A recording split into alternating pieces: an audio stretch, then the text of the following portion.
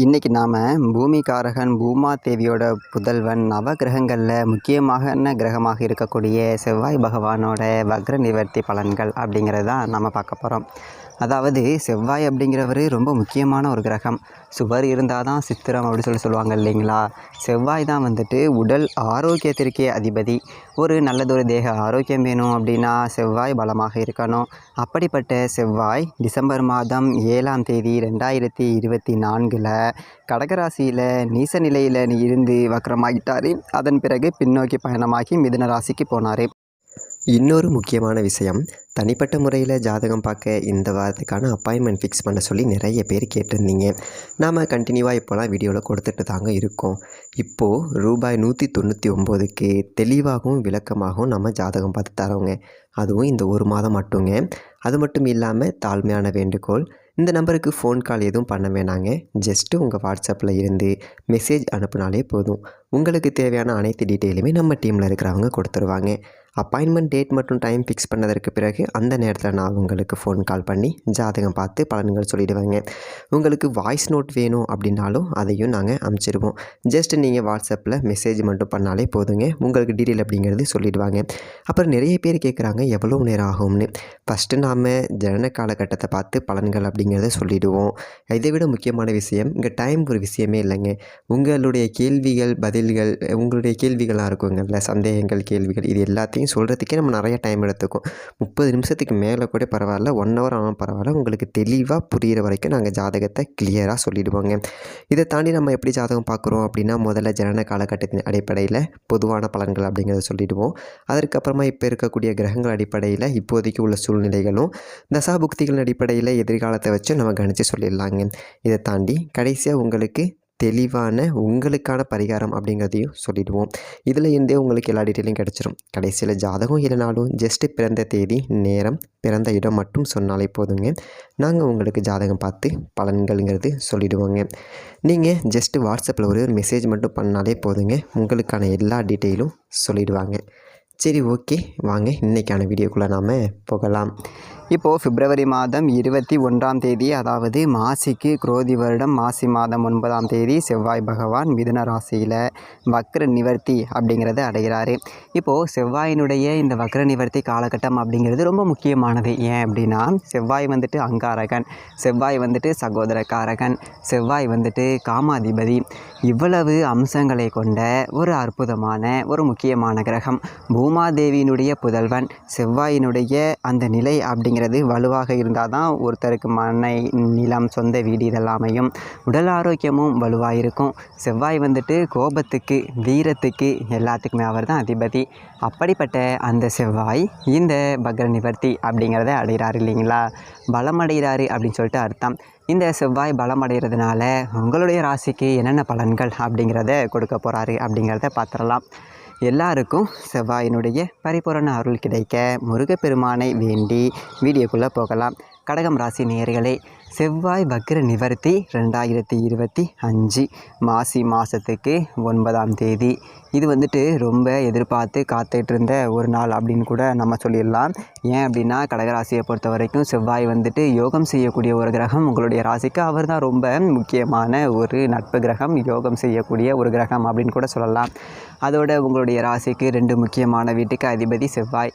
ராசிக்கு 5வது வீட்டுக்கும் 10வது வீட்டுக்கும் அவர் தான் அதிபதி. அதாவது பூர்வ புண்ணிய ஸ்தானம்னு சொல்லக்கூடிய 5வது வீடு, தொழில் ஸ்தானம், கர்மஸ்தானம்னு சொல்லக்கூடிய அந்த 10வது வீடு. இந்த 2 வீட்டுக்கும் அதிபதி வந்துட்டு டிசம்பர் மாதம் 2024 இருந்து பலம் இழந்து போயிட்டார், வக்ரகதி அடைஞ்சு போயிட்டார். இப்போ தான் அவர் பலமடைய போகிறாரு. இந்த 5வது வீட்டுக்கும் 10வது வீட்டுக்கும் அதிபதி இருக்காரே, அவர் பலவீனமாக போனதுனால ஏகப்பட்ட பிரச்சனைகள் அப்படிங்கிறது. பொதுவாக 5வது வீடு அப்படிங்கிறது பூர்வ புண்ணிய ஸ்தானம், புத்திரஸ்தானம் அப்படி சொல்கிறது. பூர்வீக சொத்தில் ஏகப்பட்ட ஒரு வில்லங்கங்களை நீங்கள் இந்த ஒரு காலகட்டத்தில் பார்ப்பீங்க. கடந்த 2 மாதத்தில் படாத பாடுபட்டப்பா, ஒரு கேஸை மாட்டிக்கிட்டு என்ன பண்ணுறது ஏது பண்ணுறதுனே தெரில. அந்த காலகட்டத்தில் அப்பந்தாத்த பாட்டை அப்போ போட்ட கேஸ்லாம் வந்து இன்னும் பிடிச்சி எழுதிக்கிட்டு இருக்குது. அவங்களுக்கெல்லாம் ஒரு சொத்து சம்மந்தமான ஒரு விவரங்கள்லாம் தெரிஞ்சு நமக்கு அது கூட தெரியலை. நம்ம படிக்கிறோம், டவுனில் சுற்றினோம், அப்படியே இருந்துட்டோம். ஒரு பத்திரத்தை எடுத்து அதில் என்ன ஏது இருக்குது அப்படின்னு கூட அந்த காலத்து பத்திரத்தை நம்மளால் படிக்க முடியல, ரொம்ப கஷ்டப்பட்டுட்டேன் அப்படிங்கிற மாதிரி இருந்திருக்கும். அந்த மாதிரி சிலருக்கு சொத்து தொடர்பான ஒரு வழக்குகள் அப்படிங்கிறது இழுத்துக்கிட்டே இருந்திருக்கும், ஒரு முடிவுக்கு வர முடியலை. பூர்வீக சொத்தை விற்கலாம் அப்படின்னு பார்த்தோம் அப்படின்னா நல்ல விலை போக மாட்டேங்குது, எவனாவது ஒன்று தடுத்து விட்டுறான். இது அங்கே விலை போல இங்கே விலை போல அப்படின்னு சொல்லிட்டு அங்கே உள்ளவன் இடைத்தரகர் பங்காளி உரமுறை எவனாச்சும் ஒருத்தர் வந்து தடுத்து விட்டுறான், தான் வாங்கிக்கலாம் அப்படிங்கிற ஒரு நம்பிக்கையில் விலையை குறைச்சி விட்டு போயிருப்பாங்க. இது பூர்வீக சொத்து தாண்டி வில்லங்கம் அப்படிங்கிறது இருக்குது. ஒரு இடம் இருக்குது அப்படின்னா நாலா பக்கமும் நில பிரச்சனை, எனக்கு இங்கிட்டு அடி இருக்குங்க, எனக்கு அங்கிட்டு அடி இருக்குங்கம்மா, இப்படிலாம் பிரச்சனை பூர்வீக சொத்தால். பேசாமல் சொத்தே இல்லாமல் இருந்திருக்கலாம் போல். சொத்து இல்லாதவன் கூட ஒரு 10 காசு நிம்மதியாக சொத்துக்கு பொழைச்சிக்கிட்டு இருக்கான். சொத்தை வச்சுக்கிட்டு இதை காப்பாற்றுறதுக்கு நான் படுற பாடு இருக்கே, அப்படிங்கப்பா விற்கவும் முடியலை, வச்சுக்கிட்டும் அது ஒன்றும் பண்ண முடியல, விற்றுட்டும் ஒன்றும் பண்ண முடியல அப்படிங்கிற மாதிரி ஒரு கதையாக ஓடிட்டுருக்கு. இன்னொரு பக்கம் பார்த்தோம் அப்படின்னா புத்திர ஸ்தானம்னு 5வது வீடு அப்படிங்கிறது. அப்போ பிள்ளைகளாலேயும் பிரச்சனை, பிள்ளைங்க ஒழுங்காக படிக்காது, ஏன் ஊர் சுற்றுது, பிள்ளைகளை பற்றி நமக்கு காதில் வர செய்திலாம் பார்த்தா ரொம்ப மனசு கஷ்டமாக இருக்கும். படிக்கலை, ஒரு வேலைக்கு போகாமல் படித்து முடிச்சுட்டு வெட்டியாக ஊரை சுற்றிக்கிட்டு இருக்குது, ஊர் வம்ப வளர்த்துக்கிட்டு உட்காந்துருக்கு, சொல் பேச்சு கேட்க மாட்டேங்குது. இது எல்லாம் செய்து இப்படியெல்லாம் பிரச்சனை. சில இடத்துல பிள்ளைகள் ரொம்ப நல்ல பிள்ளைகளாக இருக்கும், அவங்களுக்கு வந்துட்டு ஒரு படிப்புக்கு தக்கன வேலை இருக்காது, இல்லை குடும்ப வாழ்க்கையில் ஒரு நிம்மதி இருக்காது, பிள்ளைக்கு பிள்ளை இல்லை, இல்லை பிள்ளையே இல்லை அப்படி சொல்லிட்டு படாத பாடு படுறாங்க, இல்லை பார்க்குற இடத்துலாம் கேட்குறாங்க, ரொம்ப கஷ்டமாக இருக்குது. இது எல்லாத்தையுமே நீங்கள் அனுபவிச்சிருப்பீங்க. இது 5வது வீட்டுக்கு அதிபதி வக்ரம் அப்படிங்கும்போது போதாத குத்தத்துக்கு தொழில் ஸ்தானத்துக்கும் அவர் தான் அதிபதி. தொழிலை முடக்கி போட்டிருப்பார், தொழிலில் வருமானம் இருக்காது, தொழில் நட்டம் வந்திருக்கும். இப்போ நம்மள்கிட்ட வேலை செய்கிறவனும் நமக்கு துரோகம் பண்ணிவிட்டு ஓடி இருப்பான், வேலை செய்கிற இடத்துல வேலை கிடச்சிருக்காது, வேலையை விட்டு நீக்கப்பட்டிருப்பீங்க. இவ்வளோ பிரச்சனை அப்படிங்கிறத பார்த்தாச்சு. பரவாயில்ல, இவ்வளோ பிரச்சனையே எதனால் அப்படின்னா செவ்வாய் வக்ர நிவர்த்தியோடு சேர்த்து அஷ்டம சனியோட ஆதிக்கம் அப்படிங்கிறது வலுவாக இருந்தது அப்படிங்கிறது தான். இப்போது செவ்வாய் பலம் அடைஞ்சிட்டாரு, சரி ரைட்டு, இப்போ வராரு, நடப்புக்கு வந்துடுவோம் சரிங்களா. ஏன் போன கதையை பேசிக்கிட்டு. இப்போ யோகம் செய்யக்கூடிய ஒரு கிரகமான செவ்வாய் வந்துட்டு பலமடைகிறார் அப்படிங்கிறதுனால பல வழிகளில் நன்மை அப்படிங்கிறது உருவாகும். எவ்வளோ ஒரு கஷ்டப்பட்டீங்களோ அவ்வளோவுக்கு நீங்கள் நல்லா இருப்பீங்க. எந்த ஒரு காரியமும் தேங்கின விஷயம் அப்படின்னா அது மிக துரிதமாக நடக்கும். குறிப்பாக பார்த்தோம் அப்படின்னா இடம் விற்க முடியல, கஷ்டப்படுறேன் அப்படி சொன்னீங்க பார்த்தீங்களா, அப்போ இடம் விற்கலாம். அதே மாதிரி போர் போட்டோம், தண்ணி வரவே இல்லை அப்படின்னு இருக்கிறவங்களுக்கு இப்போ தண்ணி வரக்கூடிய ஒரு காலகட்டம். மறுபடியும் போர் போட்டு பாருங்கள். இல்லை வீடு கட்டலாம்னு நினச்சேன் பாதியில் நிற்கிது அப்படின்னா தொடர்ந்து வேலையை ஆரம்பிச்சிடலாம். ஏன்னா இனிமேல் கடை நடக்கும், கிரக பிரவேசனம் பண்ணலாம், மண்ணை நம்பி என்ன வேணாலும் பண்ணக்கூடிய ஒரு வாய்ப்பு அப்படிங்கிறது உங்களுக்கு இருக்குது. அதே மாதிரி கேஸு ஒன்று இருந்தது, அதை ஜெயிச்சு போடலாம், கவலைப்பட வேண்டியது இல்லை. அதே மாதிரி நமக்கு சொத்து தொடர்பான ஒரு விஷயங்கள் எல்லாத்துலேயுமே நமக்கு ஒரு வெற்றி அப்படிங்கிறது கிடைக்கும். இடம் வாங்கலாம், பூமி வாங்கலாம், மண் வாங்கலாம், மனம் வாங்கலாம், எல்லாமே நல்லபடியாக நடக்கும். அதே காலகட்டத்தில் பார்த்தீங்க அப்படின்னா பங்காளிகள் உங்களுடைய குணத்தை அறிஞ்சு அதன்படி நடந்துப்பாங்க.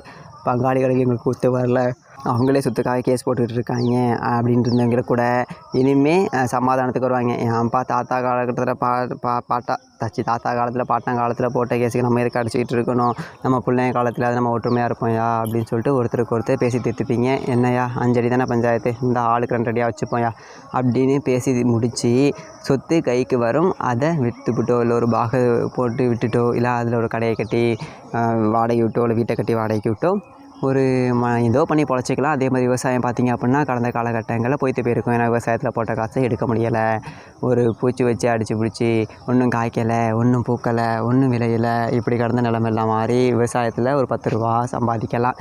விவசாயத்தையே விட்டுட்டு போயிடலாம் நான் போடா அப்படிங்கிற மனநிலைக்கு வந்தவங்க கூட விவசாயத்தில் இனிமே காசு அப்படிங்கிறது பார்க்கலாம். அதே மாதிரி கால்நடை வளர்ப்பு அப்படிங்கிறது ரொம்ப நல்லாயிருக்கும். என்ன காரணம் அப்படின்னு பார்த்தீங்க அப்படின்னா இதே காலகட்டத்தில் சுக்கிரன் உச்சம். சுக்கிரன் யாருன்னு பார்த்தீங்க அப்படின்னா உங்கள் ராசிக்கு 11வது வீட்டுக்கு அதிபதி, அற்புதமான ஒரு மனிதர். அது லாப வீட்டுக்கு அதிபதி. இப்போது உச்சமடைகிறாரு, பரிவர்த்தனை யோகம் அப்படிங்கிறத பெற்றிருக்கிறாரு. இப்போ உங்களுக்கு லாபகுரு வேறு, லாபகுரு லாபாதிபதியோட வீட்டில் இருக்கிறாரு, லாபாதிபதி குருவோட வீட்டில் உச்சம் அடைஞ்சிருக்கிறாரு. எப்பேற்பட்ட ஒரு அமைப்பு அப்படிங்கிறத பார்த்துக்கோங்க. இந்த குரு சுக்கிர பரிவர்த்தனை யோகம் அப்படிங்கிறதே ஒரு உச்சத்தில் கொண்டு போய் விட்டுரும். ஆடு மாடு கால்நடை வளர்ப்பு நல்லதொரு பட்டி பெறுகிறத கண்கூடாக பார்க்கலாம். ஏன் அப்படின்னா பால் வெள்ளை அப்படின்னாலே சுக்கிரன் தான். பாலுக்கு பஞ்சமே இருக்காது, பெரியதொரு பண்ணையை நீங்கள் உருவாக்கலாம். கால்நடைகளால் லாபம் அப்படிங்கிறது கூடுதலாக இருக்கும். அதே மாதிரி வாங்கின கடன் அடைக்க முடியலையே அப்படிங்கிறவங்கெல்லாம் கடனெல்லாம் அடைச்சிட்டு நிம்மதியாக இருக்கக்கூடிய ஒரு காலகட்டம் அப்படிங்கிறது தான் இப்போ நம்ம சொல்லணும். அதே மாதிரி மீனம் ராசியில் புதன் இருக்கார், நீசம் அடைஞ்சிருக்கிறாரு. அதாவது 12வது வீட்டுக்கு அதிபதி நீசம் அடைந்தால் அது கெட்டவன் கெட்டிடில் கெட்டிடும் ராஜயோகம். மாமா மச்சான் வகையில் இருந்த மனக்கசப்புகள் அப்படிங்கிறது மாறும். பொண்ணு கொடுத்த இடத்துல சண்டை, பொண்ணு எடுத்த இடத்துல சண்டை, இந்த மாதிரி இருக்கிறது எல்லாமே இந்த மனக்கசப்புகள் அப்படிங்கிறது மாறும். இதில் கொஞ்சம் நம்ம எச்சரிக்கையாக இருக்க வேண்டிய ஒரு அமைப்பு என்ன அப்படின்னு பார்த்தீங்க அப்படின்னா, சூரியன் சனி சேர்க்கை அஷ்டமத்தில் இருக்குது. அதனால் எதையுமே கொஞ்சம் ஒரு தடவைக்கு 2 தடவை யோசித்து செய்கிறது அப்படிங்கிறது நல்லது. எடுத்தேன் கவுத்தேன் அப்படின்னு சொல்லிட்டு எதையும் செய்ய வேணாம். இந்த ஒரு காலகட்டத்தில் தொழில் ஆரம்பிக்கிறீங்க அப்படின்னா புது முதலீடுகள் அப்படிங்கிறத தவிர்த்துடுங்க. ஏற்கனவே தொழில் பண்ணீங்களா அப்படியே ஓட்டிகிட்டு இருக்கணும். உழைப்பு மட்டும் இருந்தால் போதும். புது முதலீடு அப்படிங்கிறது வேண்டாம், பின்னால் பார்த்துக்கலாம் அப்படிங்கிறதோட அப்படியே முடிச்சுக்கோங்க. மற்றபடி இந்த செவ்வாய் வக்ரகதியில் ரொம்ப சிறப்பாக இருக்கும். கடகராசிக்காரர்களுக்கு எல்லாம் நல்லதாகவே நடக்கும். பார்த்துக்கலாம். சரிங்களா? ஓகே, நன்றி, வணக்கம்.